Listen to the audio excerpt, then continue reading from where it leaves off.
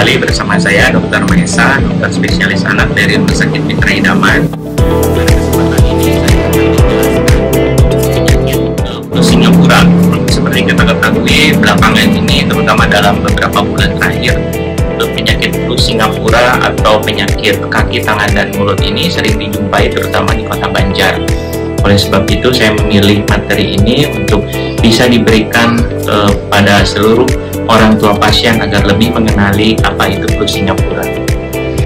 Flu Singapura sendiri atau penyakit hand foot mouth disease atau dalam bahasa Indonesia adalah penyakit tangan, kaki, dan mulut. Itu sudah mulai terjadi sebetulnya dari tahun 57, pertama kali ditemukan di Toronto, USA. Disebut flu Singapura karena terjadi wabah yang sangat besar pada saat itu di Singapura, sehingga seringkali disebut dengan flu Singapura. Adapun penyakit flu Singapura ini disebabkan oleh virus RNA, yaitu Coxsackie-virus dan enterovirus A16. Di antara dua virus tersebut, enterovirus A16 merupakan penyakit hand foot mouth disease yang sangat ganas, sehingga seringkali menyebabkan kematian akibat komplikasi peradangan di otak. Ini di gambar ini adalah jenis dari Coxsackie-virus, enterovirus. Ini adalah virusnya. Nah, umumnya penyakit flu Singapura ini dapat sembuh sendiri atau self-limiting, yaitu kurang lebih 7-10 hari tanpa penanganan medis bisa sembuh sendiri kalau diakibatkan oleh virus Coxsackie-virus. Tetapi apabila penyakit flu Singapura ini disebabkan oleh enterovirus jenis A71, Coxsackie-virus A71, itu bisa berdampak terhadap susunan saraf pusat, sehingga hal yang lebih fatal dapat terjadi, bisa berupa peradangan di otak atau penyakit-penyakit infeksi yang berada di dalam darah.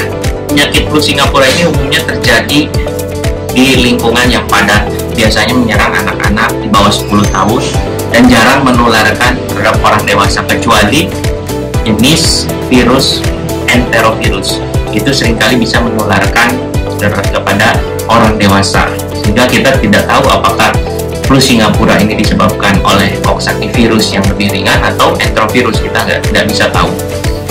Pada tahun 2009 sendiri di Cina pernah dilaporkan kurang lebih 115.000 kasus terjadi dan 50 diantaranya meninggal. Sedangkan di Indonesia kasus HFMD ini dilaporkan paling banyak ditemukan di kota besar seperti Jakarta, tapi tidak menutup kemungkinan di Banjar pun, seiring dengan mobilisasi penduduk yang padat, terjadinya pelaku perjalanan dari kota besar menuju Banjar, sehingga bisa menularkan penyakit ini kemana-mana. Cara penularannya adalah melalui fecal oral. Apa itu fecal oral? Adalah melalui sistem pencernaan dan saluran nafas, baik itu dari percikan udara atau bisa dinamai dengan droplet, bisa melalui air liur, tinja, dan cairan vesikel. Vesikel itu adalah kelainan kulit berupa gelembung-gelembung kecil yang berisi cairan. Atau bisa sedangkan penularan kontak tidak langsung melalui barang, baju, handuk itu tidak bisa menimbulkan penyakit ini. Penyakit ini juga tidak ada vektor, tetapi ada pembawanya, yaitu hewan-hewan seperti lalat dan kecoa bisa bertindak sebagai vektor atau inang dari virus ini. Masa inkubasi kurang lebih 2-5 hari. Masa inkubasi adalah mulai dari pertama terinfeksi sampai menimbulkan gejala. Dan penularan ini terjadi orang ke orang setelah pasien penyakit ini beranjak sembuh. Jadi hati-hati. Misalnya ada pasien flu Singapura datang berobat, kemudian dia sembuh. Nah, itu biasanya adiknya atau kakaknya, kalau memang tinggal di lingkungan di dalam satu ruangan yang sama atau satu lingkungan rumah yang sama, itu berpotensi untuk menularkan penyakitnya setelah anak tersebut sembuh. Nah, penyakit flu Singapura ini umumnya tidak ditransmisikan dari binatang ke manusia. Dimana dengan gejalanya pada awalnya adalah demam, jadi seorang pasien itu biasanya datang ke dokter dan keluhan demam, diikuti dengan faringitis. Faringitis itu radang tenggorokan, kemudian anoreksia, tidak mau makan minum, kemudian timbul gejala pilek dan timbul vesikel, gelembung-gelembung darah di kulit yang bisa pecah. Kurang lebih ditemukan juga 3-10 sariawan di dalam mulut. Jadi kalau kita periksa di dalam rongga mulut itu bisa terlihat seperti sariawan titik-titik kurang lebih 3-10. Hal tersebut seringkali menyebabkan anak susah makan dan berpotensi menyebabkan dehidrasi, sehingga dehidrasi inilah yang membuat seorang anak dengan flu Singapura harus dirawat karena memang mereka mengalami kesulitan terutama dalam proses menelan, dalam makan dan juga minum.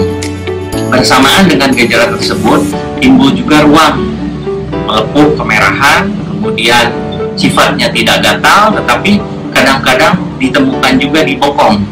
Jadi penyakit flu Singapura ini atau hand foot mouth disease, penyakit kaki tangan dan mulut, terkadang dia juga bisa menyebar ke dalam bokong. Di sekitar bokong timbul merah-merah. Nah, penyakit ini biasanya akan sembuh sendiri dalam 7-10 hari asalkan tidak terjadi infeksi sekunder oleh bakteri. Nah, di sini adalah beberapa gambar di mana ada seorang anak yang menderita penyakit flu Singapura. Bisa kita lihat bahwa di sekitar mulutnya timbul vesikel, papula vesikel, itu bintik-bintik kemerahan. Apabila kita lihat di bagian mulutnya juga terdapat seperti sariawan, ulkus. Kemudian di tangan dan kaki pun terdapat bintik-bintik kemerahan seperti yang tertera di dalam layar. Ini adalah salah satu gejala yang paling umum ditemukan pada pasien dengan flu Singapura. Adapun gejala yang cukup berat itu hiperpireksia, itu demam tinggi melebihi 39 derajat Celcius dan menyebabkan demam tidak turun dan juga bisa menimbulkan denyut, jadi nadi menjadi lebih cepat atau takikardia, dan tidak menutup kemungkinan infeksi saluran nafas pun bisa terjadi dengan gejala takipnya atau nafasnya menjadi cepat. Nah, hiperpireksia ini seringkali pada anak-anak yang mempunyai bakat untuk kejang atau mempunyai riwayat kejang demam di keluarga, ini bisa juga menimbulkan kejang demam. Nah, kemudian ada juga anoreksia. Anoreksia itu tidak mau makan. Jadi pada saat pertama kali terdapat gejala ini, terkena penyakit ini, biasanya anak-anak mengalami anoreksia, tidak mau makan.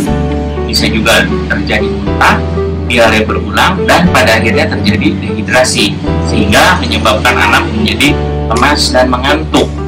Apabila terjadi infeksi di dalam aliran darah, kemudian virus tersebut mencapai ke susunan saraf pusat, itu tidak menutup kemungkinan untuk terjadi kelumpuhan pada syaraf dan kejang-kejang, sehingga timbul gejala-gejala mirip-mirip meningitis, yaitu kekakuan di leher, penurunan kesadaran, dan menimbulkan kejang-kejang. Timbul juga keringat dingin dan fotofobia, jadi tidak tahan terhadap sinar. Jadi ketika melihat sinar yang begitu terang, anak-anak menjadi lebih tidak tahan. Kemudian bisa timbul pun ketegangan pada daerah perut, karena mungkin anak mengalami kesakitan di daerah perut karena tidak makan, sehingga menimbulkan peningkatan asam lambung. Bisa juga terjadi gangguan kesadaran atau halusinasi akibat penyakitnya yang sudah berkomplikasi pada susunan saraf pusat atau terjadi gangguan elektrolit akibat dehidrasi. Ini komplikasi-komplikasi yang sering terjadi adalah radang selaput otak atau meningitis, ensefalitis atau radang otak, miokarditis atau perikarditis, yaitu gangguan irama jantung akibat toksin yang dihasilkan oleh virus flu Singapura ini menimbulkan gangguan terhadap otot tinggi. Kemudian bisa juga pada kondisi yang berat bisa terjadi polio-like illness atau lumpuh layu atau polio, dan hilangnya kuku atau jari dan tangan akibat luka-luka yang timbul pada flu Singapura ini. Namun hilangnya kuku, jari, dan tangan ini biasanya sifatnya sementara dan bisa sembuh dengan sendirinya. Nah, adapun diagnosis pasti adalah pengambilan sampel yang diambil dari tinja, usap rekta, cairan dari otak, kemudian di swab di bulbus atau mulut tenggorokan, isolasi virus, dan kultur resistensi, yaitu pengambilan dari darah. Tapi deteksi virus ini memang memerlukan pemeriksaan laboratorium yang cukup mahal, dengan immunohistochemistry, deteksi area dengan metode PCR yang memang harganya tidak murah. Tapi sebenarnya secara klinis sudah cukup untuk mendiagnosis HFMD itu apabila ditemukan gejala demam, kemudian bintik-bintik papulofesika seperti yang tadi sudah saya paparkan, itu sudah cukup mendiagnosa seorang anak apakah terkena flu Singapura atau tidak. Pengobatan sendiri karena ini disebabkan oleh virus biasanya sifatnya self-limiting disease atau bisa sembuh sendiri. Jadi bergantung sekali terhadap antibodi. Oleh karena itu pada saat terkena flu Singapura saya anjurkan untuk tetap mengkonsumsi makanan yang bernutrisi tinggi, berprotein tinggi, supaya intake proteinnya tetap terjaga sehingga produksi imunoglobulin atau antibodi dalam tubuh tetap bisa diproduksi, dengan harapan dengan terbentuknya cepat antibodi ini bisa segera membunuh virus yang ada di dalam tubuh. Terkecuali apabila penyakit ini terdapat komplikasi oleh infeksi bakteri, tentunya mungkin ada peranan antibiotik yang harus diberikan pada pasien, tetapi pemberian antibiotik ini harus berdasarkan bukti klinis yang kuat dan atas resep dokter. Jangan lupa pada saat terkena penyakit ini juga harus istirahat yang cukup, karena pada saat terkena penyakit ini terjadi penurunan sistem imun yang sangat menurun, sehingga diperlukan istirahat yang cukup, intake yang cukup agar produksi antibodi bisa lebih optimal.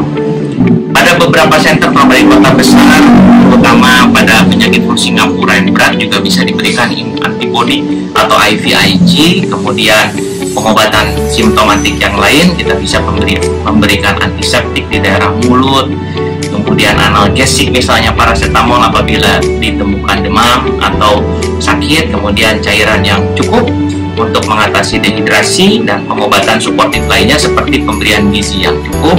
Dan apabila ditemukan gejala-gejala dehidrasi seperti mata ceku, kemudian kencingnya jadi sedikit, anaknya lemah, itu ada kecenderungan untuk terjadi dehidrasi. Pada saat itu mungkin anak perlu dibawa ke dokter atau fasilitas kesehatan terdekat untuk dievaluasi apakah seorang anak tersebut mengalami dehidrasi sehingga harus dirawat atau tidak. Pencegahannya karena memang ini bersifat faktor lingkungan, sehingga pencegahan penyakit yang paling ideal adalah menghilangkan kekumuhan atau kepadatan lingkungan dengan tetap menjaga kebersihan, hygiene dan sanitasi. Kemudian cara-cara penularan kita harus tahu bahwasanya memang penularan karena fecal oral dari akibat tinja dan saluran nafas, sehingga apabila ditemukan pasien dengan flu Singapura ini hendaknya tetap dipakaikan masker, jaga prokes agar droplet atau percikan ludah yang dikeluarkan dari penderita ini bisa tertahan sehingga tidak menularkan ke anggota keluarga yang lain.